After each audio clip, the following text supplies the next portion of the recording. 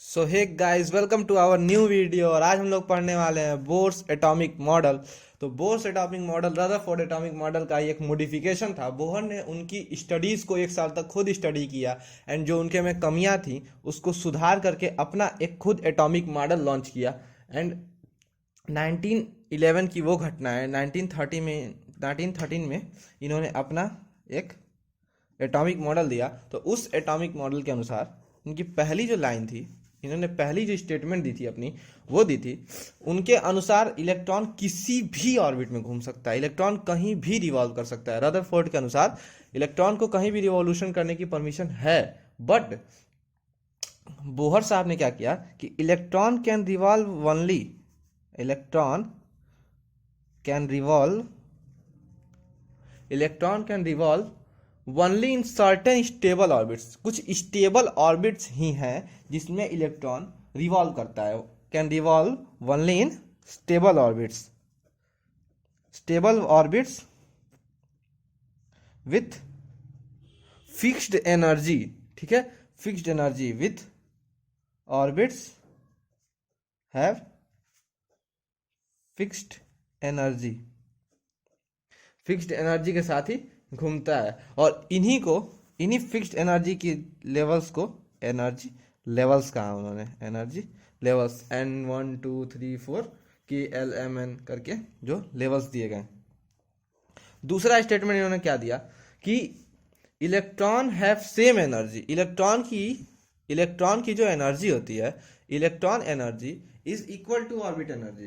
इन्होंने क्या कहा, electron energy is equal to energy of electron is equal to orbit energy of orbit in which it can revolve, जिसमें वो घूम रहा है। एक इलेक्ट्रॉन की एनर्जी उतनी ही होगी जितनी उस ऑर्बिट की एनर्जी है जिसमें वो घूम रहा है। उसके बाद थर्ड स्टेटमेंट इन्होंने क्या दिया, वह था कि अगर कोई इलेक्ट्रॉन किसी पार्टिकुलर एनर्जी लेवल में रिवॉल्व करता है तो वह कोई भी रेडिएशन को एमिट नहीं करता है। Electron do not emits radiation when it is revolve in the particular energy level when it is revolve in particular energy level में रिवॉल्व करने पे वो कोई रेडिएशन को एमिट नहीं करता है। यह क्वांटम मैकेनिक्स है। यहाँ पे ये सब क्लासिकल मैकेनिक्स के फिनोमिना काम नहीं करते हैं कि कोई घूम रहा है तो वो अपनी एनर्जी लॉस करेगा, बट ऐसा कुछ नहीं है। और फोर्थ स्टेटमेंट इन्होंने दिया कि अगर इलेक्ट्रॉन किसी भी लेवल में जंप करता है या किसी भी लेवल से वापस आता है, या फिर आप इसको ऐसे कहिए कि अगर इलेक्ट्रॉन रेडिएशन इमिट करता है तो उसको वह जगह छोड़नी पड़ेगी।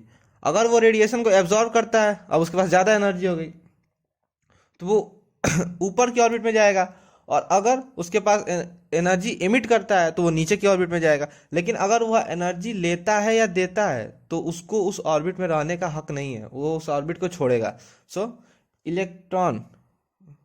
इफ इलेक्ट्रॉन एब्जॉर्ब और एमिट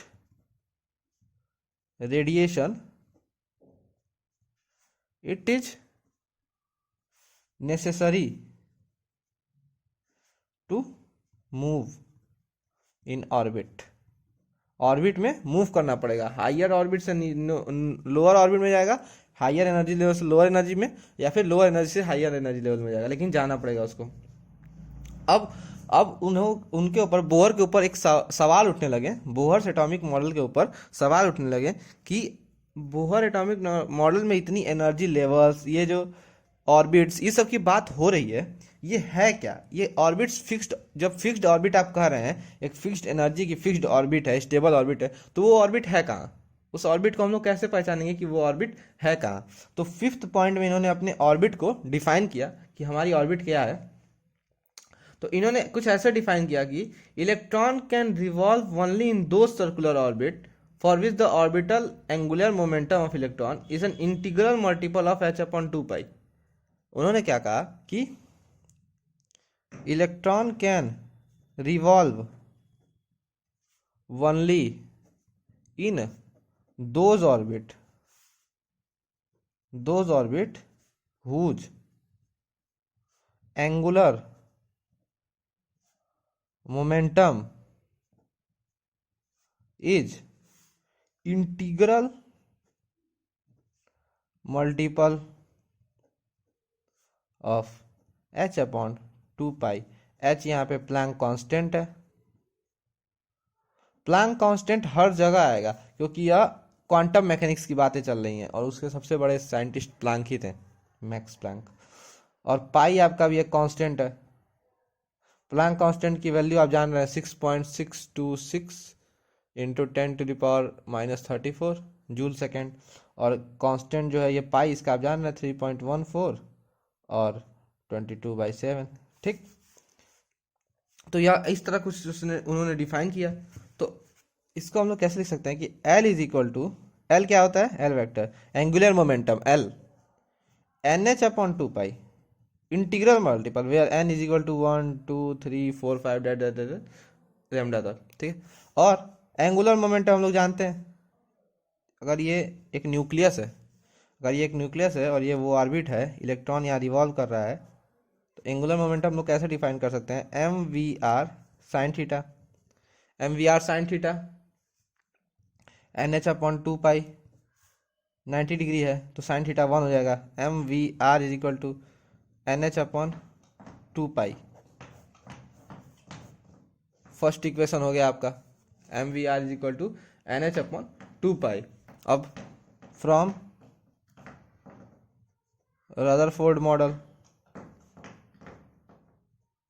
मॉडल में क्या था कि F centripetal is equal to F electrostatic. जो उन्होंने कहा था कि इलेक्ट्रॉन बाहर भागना चाह रहा है, लेकिन वो बैलेंस कैसे हो रहा है, सेंट्रीपेटल फोर्स भी लग रहा है और जो उसकी इलेक्ट्रोस्टैटिक फोर्स है वो दोनों आपस में उसको बैलेंस कर दे रही है। सेंट्रीपेटल ऐसे लग रहा है, मतलब सेंट्रीपेटल अंदर की ओर लग रहा है और इलेक्ट्रोस्टैटिक बाहर की ओर लग रहा है। सो इलेक्ट्रॉन स्टेबल हो जा रहा है। तो उस हिसाब से कैसे आएगा, सेंट्रीपेटल फोर्स किया जाता होता है mv²/r, और F इलेक्ट्रोस्टैटिक कितना होता है 1/4 पाई ε0 या फिर K Q1Q2/r²। इतना हुआ। इस आर से नहीं, सॉरी, ये r रहेगा mv²/r। ये सेकेंड इक्वेशन। अब ध्यान से देखिएगा, स्क्वायरिंग इक्वेशन फर्स्ट का स्क्वायर करके, चलिए इसको स्क्वायर करके लिख लीजिए, m²v²r² बराबर n²h²/2 का 4 हो जाएगा, पाई का पाई² हो जाएगा। ठीक है, इसमें स्क्वायर करके, squaring first and divide by second. चलिए करके देखते हैं क्या होता है। तो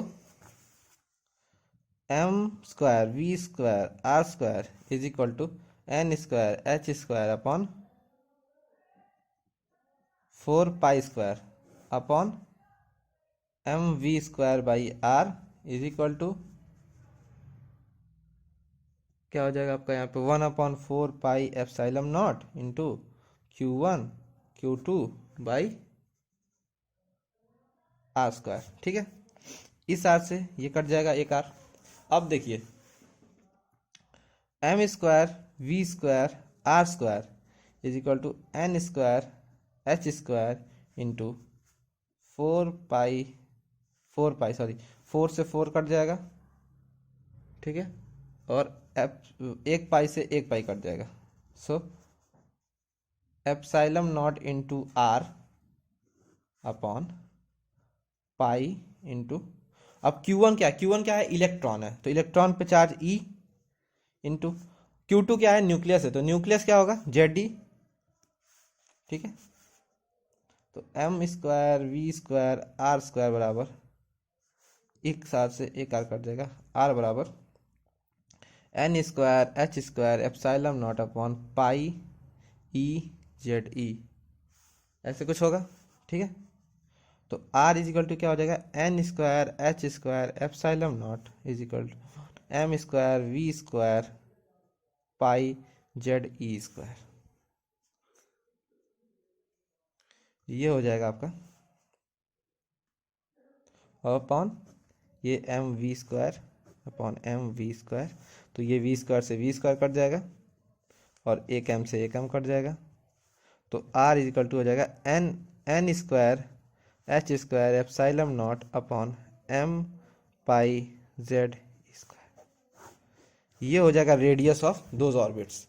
रेडियस ऑफ दोज ऑर्बिट्स हम लोग यहाँ कैलकुलेशन कर रहे हैं, ये रेडियस ऑफ ऑर्बिट आ गया कि रेडियस क्या होगी उस ऑर्बिट की जिसमें वो घूम रहा है। अब इसके बाद वेलोसिटी की बात की जाती है, तो इसमें आ जाइए। वेलोसिटी कैसे डिफाइन है कि हम लोग अभी उसमें फॉर्मूला देखें, चलो लोग इसी को सिंप्लीफाई करके देखते हैं। तो इसमें से आपको मालूम है कि h कांस्टेंट है, ठीक है, h कांस्टेंट है, एप्सिलॉन नॉट कांस्टेंट है, मास कांस्टेंट है, इलेक्ट्रॉन पे चार्ज कांस्टेंट है। तो जब पाई कांस्टेंट है, तो जब हम लोग इन सब कांस्टेंट की वैल्यूज रख देते हैं तो कितना हो जाता है, ये 0.529 into n square by z angstrom में आ जाएगा, या फिर r is equal to 0.53 into n square by z angstrom. ये हो गया आपकी सिंप्लीफाइड वैल्यू, या फिर कह दिया जाए शॉर्ट ट्रिक वैल्यू, ठीक है। अब इसके बाद आता है वेलोसिटी का डिटर्मिनेशन। वेलोसिटी क्या होती है, वेलोसिटी कितनी होती है, तो वेलोसिटी हम लोग कैसे निकाल सकते हैं, एम वी आर बराबर n h upon 2 pi, r की वैल्यू है आपके पास, तो एम वी इंटू आर की वैल्यू रखिए n square H square epsilon naught upon m pi z e square is equal to n h upon 2 pi, इस m से इस एम कट गया, v इज इक्वल टू इस pi से ये pi भी कट जाएगा, n h z e square upon 2 h n, ये कट गया, sorry z e square is equal to 2 n h epsilon naught, इतना हो जाएगा z e square upon 2 n h epsilon naught. अब इसमें भी सारे कांस्टेंट की वैल्यू रखेंगे आप। मान लीजिए आपके पास इलेक्ट्रॉन के चार्ज की वैल्यू है, आपके पास एच की वैल्यू है, एप्सिलॉन नॉट की वैल्यू है, 2 आपका कांस्टेंट है, तो v आ जाएगा तो आपका लगभग 2.18 into 10⁶ into z by n metre पर सेकेंड। ये हो जाएगा एक शॉर्टकट फार्मूला, जिसमें आप जेड और एन की वैल्यू डायरेक्ट रखेंगे तो आपके पास आंसर डायरेक्ट आएगा। इसके बाद आता है काइनेटिक एनर्जी का डिटर्मिनेशन। काइनेटिक एनर्जी क्या होती है उस मूविंग इलेक्ट्रॉन की, तो काइनेटिक एनर्जी कितनी होती है, half m v square, half m v square होता है हाफ एम इंटू, अभी आपने वी क्या निकाला, z e square upon z e square upon 2 n h, z e square upon 2 n h epsilon naught का होल स्क्वायर, ठीक है। तो काइनेटिक एनर्जी ऑफ इलेक्ट्रॉन आ जाएगी आपकी एम जेड स्क्वायर ई पे पावर 4 अपॉन 4 8 हो जाएगा, 8 n h n square H square epsilon naught का स्क्वायर, ये हो जाएगा kinetic energy of electron. Kinetic energy of electron हो जाएगा। इसके बाद पोटेंशियल एनर्जी की बात आती है कि पोटेंशियल एनर्जी ऑफ उस इलेक्ट्रॉन की कितनी होगी जो उसमें रिवॉल्व कर रहा है। तो पोटेंशियल एनर्जी का हम लोग फॉर्मूला जानते हैं, इलेक्ट्रोस्टैटिक पोटेंशियल एनर्जी यहाँ पे होगी कि 1/4 pi epsilon naught into Q1 Q2 by r. कुछ लोगों को लग रहा होगा कि ये फार्मूले कहाँ हैं, तो हम आपको बता दें कि ये पहला चैप्टर जो है इलेक्ट्रोस्टैटिक्स, जो पहला पार्ट है, जो इस फिजिक्स का पूरा पहला पार्ट है इलेक्ट्रोस्टैटिक, जिसमें 3 लेसन है। सबसे पहला है electric charge and field, and उसके बाद है इलेक्ट्रोस्टैटिक पोटेंशियल, और उसके बाद है कैपेसिटर। तो इलेक्ट्रोस्टैटिक में, इलेक्ट्रोस्टैटिक पोटेंशियल में ये पोटेंशियल एनर्जी का फॉर्मूला है, potential energy in electrostatic condition, तब का ये है। तो आप वहाँ से जाके उस चीज़ को पढ़ सकते हैं अपनी बुक से। तो 1/4 pi epsilon naught into Q1 Q2, Q कितना है, Q1 कितना है E into z e upon r square. तो आर का स्क्वायर करने पे आ जाएगा आपका n square H square epsilon naught upon pi square. हाँ तो कितना हो जाएगा, n square H square epsilon naught is equal to pi m z e square. जैसा कि आप लोग यहाँ देख रहे हैं, n square H square epsilon M pi z e square. तो पोटेंशियल एनर्जी आ जाएगी आपकी, ये पाई से ये पाई मर जाएगा और सॉल्व करने पे आएगा -2, ठीक है, -2 एम जेड स्क्वायर ई पे power 4 upon 8 H square N square epsilon naught का स्क्वायर। अब देखिए हम लोग इसको 1/4 भी लिख सकते हैं, बट हम नहीं लिखेंगे क्योंकि हमको एक रिलेशन चाहिए पोटेंशियल एनर्जी काइनेटिक एनर्जी के बीच। तो वो तभी आएगी जब यह पूरा होगा, जेड ई पे power 4 upon 8 H square N square epsilon naught का स्क्वायर। ये हो गई पोटेंशियल एनर्जी। अब जब पोटेंशियल एनर्जी भी है काइनेटिक एनर्जी भी है तो हम लोग टोटल एनर्जी निकाल सकते हैं। टोटल एनर्जी तो आ जाएगा kinetic energy plus potential energy, ठीक है। तो काइनेटिक एनर्जी है एम जेड स्क्वायर ई पे power 4 upon 8 N square H square epsilon naught -2 M square, sorry mistake Z square हो गया यहाँ पे, देखिए Z square M Z square ई पे power 4 upon 8 H square N square epsilon naught का square.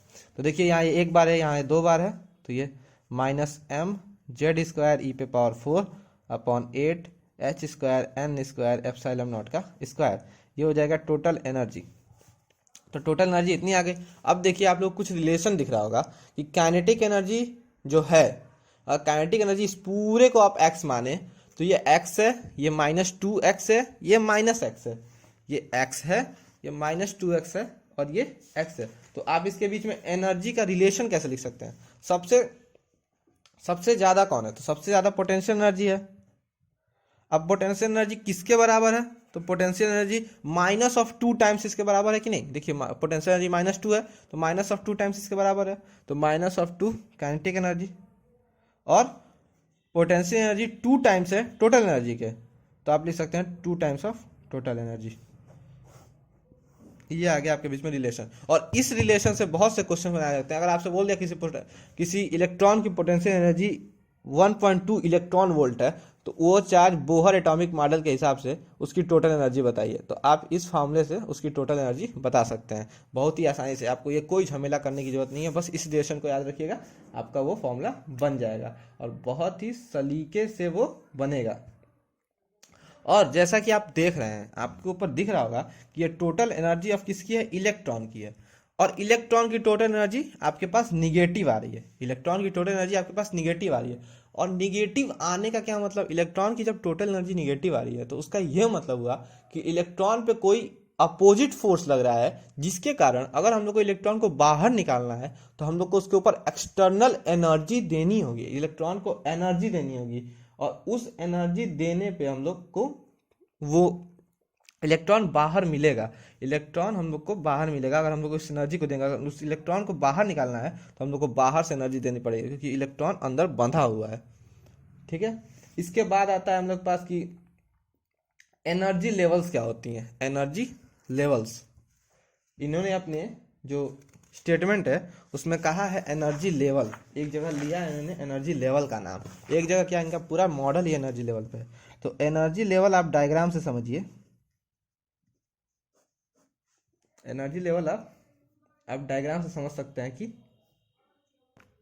उससे energy level समझने पहले हम लोग इसको सिंप्लीफाई कर लेते हैं। हम लोगों ने इसको सिंप्लीफाई नहीं किया। तो आपको इसमें E की वैल्यू मालूम है, H की वैल्यू मालूम है, एप्सिलॉन नॉट मालूम है, M मालूम है। तो जब आप इसको रखते हैं तो इसकी कुछ वैल्यू आती है -13.6 into z square by n square electron volt. ये आती है इसकी सिंप्लीफाइड वैल्यू -13.6। यहाँ लिख लेते हैं टोटल एनर्जी कितनी हो गई -13.6 into z square by n square electron volt.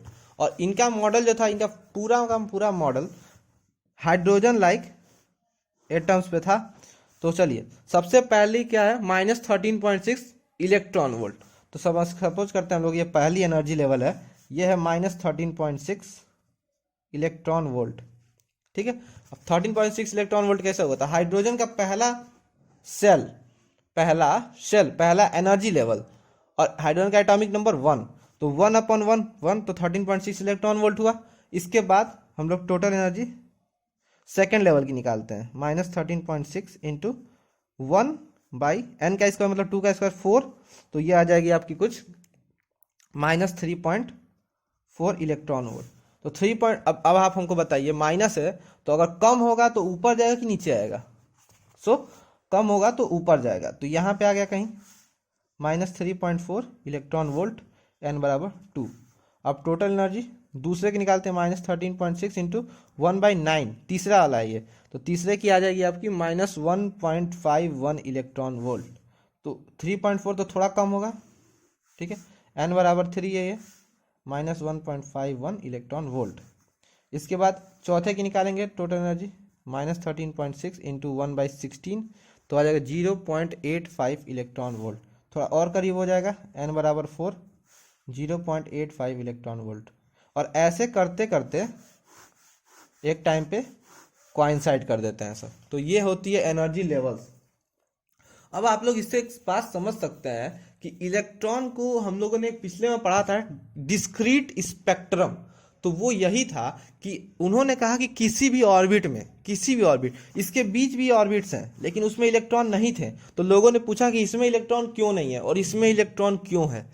तो इस चीज का जो मॉडिफिकेशन था वो दिया था बोहर साहब ने, और उस मॉडिफिकेशन का कुछ ऐसा रूल था कि एनर्जी फिक्स्ड एनर्जी के लेवल्स में, देखिए यहाँ एनर्जी फिक्स है, इसकी एनर्जी ना कम है ना ज़्यादा है, एनर्जी फिक्स एनर्जी के लेवल में ही वो इलेक्ट्रॉन रह सकता है। अगर वह इलेक्ट्रॉन वहाँ से ऊपर जाना चाहे, अगर वह इलेक्ट्रॉन यहाँ से यहाँ जाना चाहेगा तो उसको एनर्जी एब्जॉर्व करनी पड़ेगी, एनर्जी लेके जाएगा। और अगर वह इलेक्ट्रॉन ऊपर से नीचे आता है तो वह एनर्जी को एमिट करके आएगा। इसीलिए कहीं कहीं discrete spectrum of light show होने लगता था, डिस्क्रीट स्पेक्ट्रम मिलने लगता था। एक नॉर्मल स्पेक्ट्रम जो होता है, कॉन्टिन्यूअस स्पेक्ट्रम, वो लाइट का हमें नहीं मिलता था। इसी तरह आ जाइए हम लोग छठवां पॉइंट एंड लास्ट पॉइंट इनका डिस्कस कर लेते हैं। छठवां पॉइंट क्या है इनका कि छठवां पॉइंट यही था कि अगर कोई इलेक्ट्रॉन नीचे से ऊपर की ओर जाता है तो वो फोटोन एमिट, मतलब ऊपर से नीचे की ओर आता है तो फोटोन एमिट करेगा, मतलब रेडिएशन इमिट करेगा। और अगर नीचे से ऊपर की ओर जाता है तो वो उसको लेगा। तो कैसे था वो कि अब इलेक्ट्रॉन अगर यहाँ से यहाँ आता है, सेकंड से फर्स्ट आता है, तो वह उतनी ही एनर्जी एमिट करेगा। इलेक्ट्रॉन को अगर हायर एनर्जी लेवल से लोअर एनर्जी लेवल में आना है तो इसको एनर्जी अपनी देनी पड़ेगी, इसको कुछ त्याग करना पड़ेगा। तो अगर यह अपनी एनर्जी उतनी ही दे सकता है जितना इसके बीच का डिफरेंस होगा, उतना ही एनर्जी ये एमिट करेगा। ठीक है, इस दो एनर्जी लेवल्स के बीच में जितना डिफरेंस होगा उतनी एनर्जी इसको देनी पड़ेगी, तभी ये आएगा।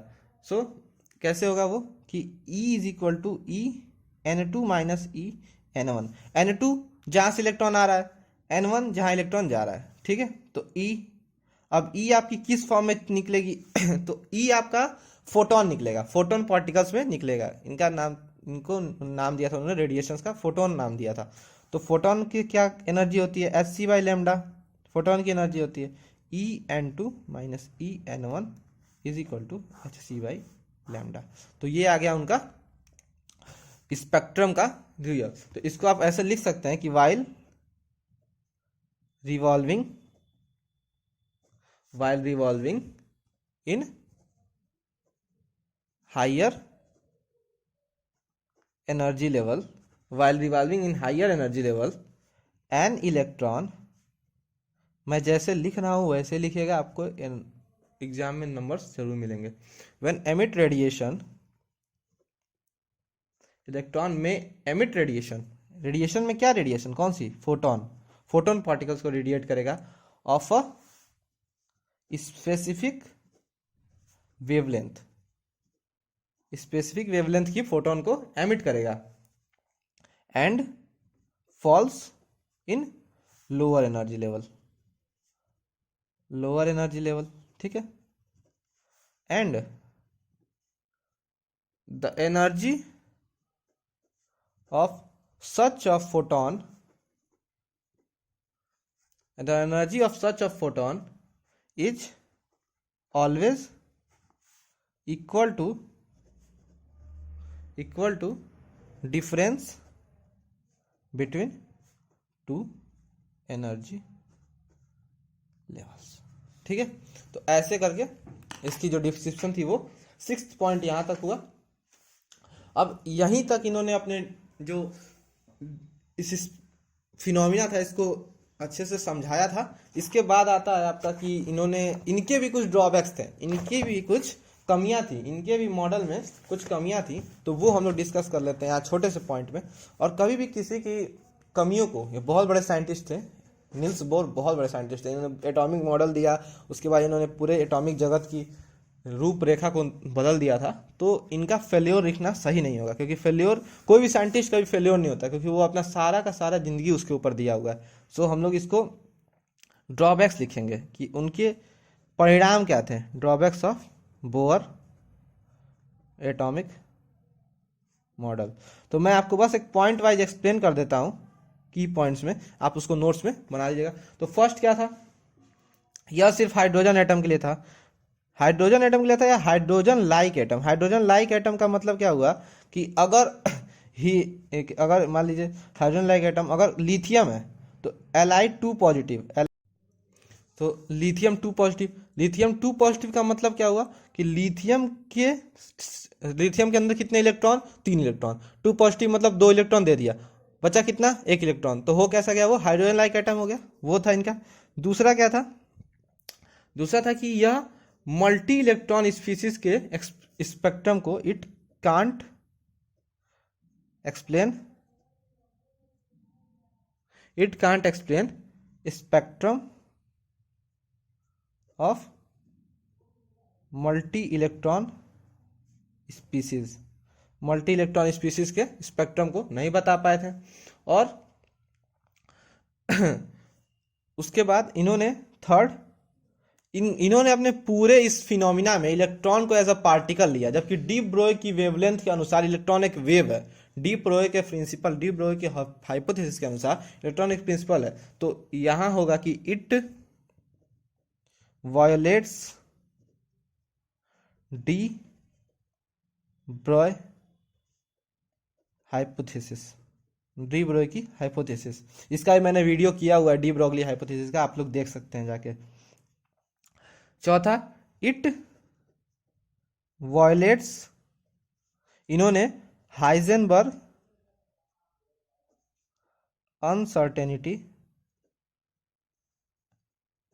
प्रिंसिपल, हाइजेनबर्ग की अनसर्टेनिटी प्रिंसिपल का इन्होंने वायलेशन किया था। अब हाइजेनबर्ग की अनसर्टेनिटी प्रिंसिपल क्या था कि उनके अनुसार, हाइजेनबर्ग के अनुसार किसी भी माइक्रोस्कोपिक पार्टिकल की पोजीशन, किसी भी माइक्रोस्कोपिक पार्टिकल की पोजीशन और मोमेंटम एक साथ बताना और सही सही बताना, ये नहीं, मतलब कि यह मुमकिन ही नहीं है, पॉसिबल ही नहीं है। और हाइजेनबर्ग की अनसर्टेनिटी प्रिंसिपल क्वांटम फिजिक्स में एकदम ट्रू बैठती है, एकदम सटीक बैठती है। लेकिन नील्स बोर ने इसका ध्यान नहीं दिया था। उन्होंने इलेक्ट्रॉन की पोजीशन भी बताई कि इलेक्ट्रॉन कहाँ पे है, इलेक्ट्रॉन का मोमेंटम भी बताया। जब उन्होंने वेलोसिटी को डिफाइन कर दिया तो आप मोमेंटम को डिफाइन ही कर देंगे। सो हाइजेनबर्ग की अनसर्टेनिटी प्रिंसिपल को भी उन्होंने बहुत ही ज़्यादा वायोलेट किया था। उसके बाद जो इनका फिफ्थ ड्रॉबैक था वो था कि इट कांट, इट का मतलब मॉडल, इट कांट एक्सप्लेन